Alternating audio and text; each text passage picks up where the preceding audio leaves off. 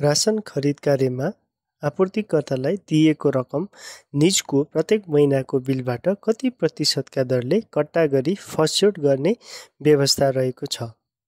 50%। कति रकमसम्म लागत अनुमान भएको निर्माण कार्यका बोलपत्र आह्वानको सूचनामा लागत अनुमानको रकम खुलाउनु पर्ने व्यवस्था रहेको छ? 2 करोडसम्म। नेपालमा हाल कतिवटा विकास बैङ्कहरू सञ्चालनमा रहेका छन्? 17 वटा।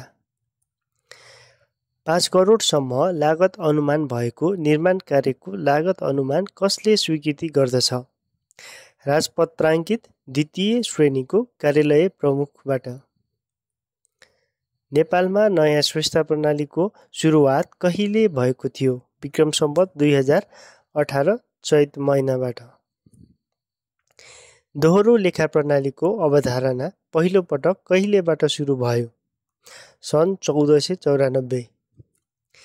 नेपालमा मौद्रिक नीति कसले तर्जुमा गर्दछ? नेपाल राष्ट्र बैङ्क।